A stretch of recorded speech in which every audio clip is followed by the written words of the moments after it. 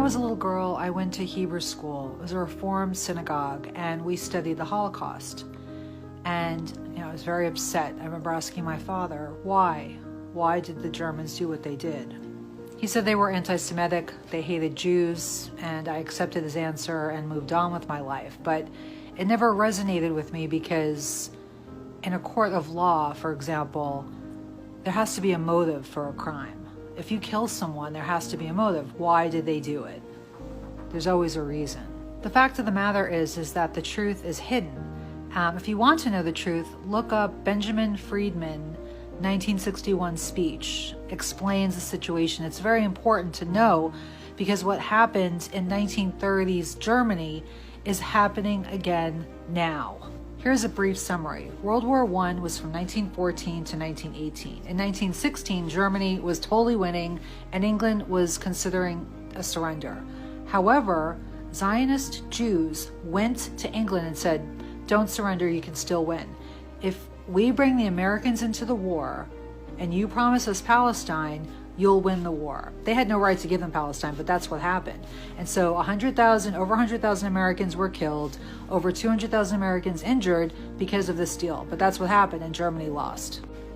Not only did Germany lose the war, they had to sign the Treaty of Versailles, which was a very unfair reparations agreement, and it crippled the German economy. When the Germans found out that the Zionists went behind their back, their own countrymen went behind their back and made this deal with England to bring the United States in the war, they were understandably very upset.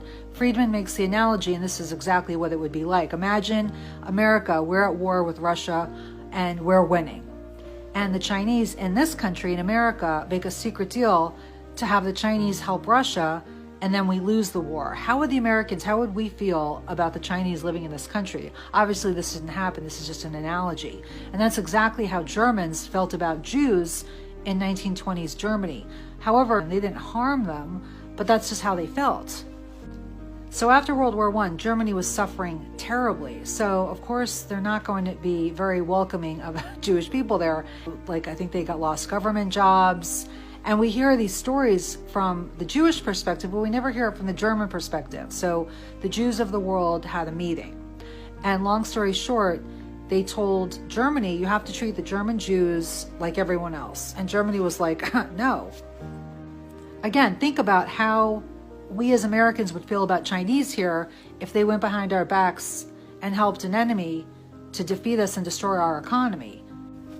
So in 1933, Germany, the Jews of the world Jewry, declared economic war on Germany. So the leader of Germany in the 1930s, his initials are AH, he did not initially want to Jewish people, and the Germans too, they just wanted them to leave, and that's exactly what the Zionists wanted. So they worked together, and there's even a coin symbolizing this called the Havari Agreement. And they helped German Jews and their belongings move to Palestine. But here's a question I did not understand even as a little girl.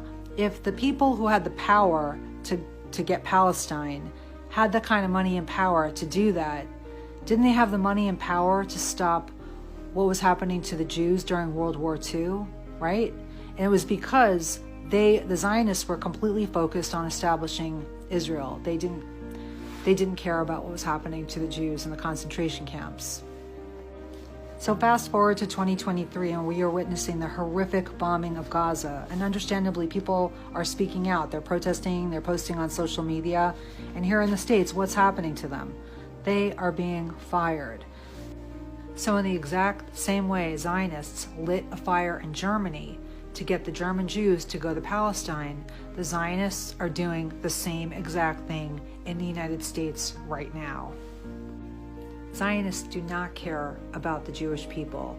The whole goal of World War I and World War II was to create Israel and destroy strong sovereign nations like Germany, Italy, and Japan, and create a one world government. And their goal is to take down the American economy. And we need more Jewish people to speak out. That's why I'm making these videos. We've been lied to about our history. You need to relearn everything and speak out because of the way that they look at the Gentiles. And if you read the Talmud, you'll know what I'm talking about. Jews have to speak out en masse. It's the only thing that's going to stop this.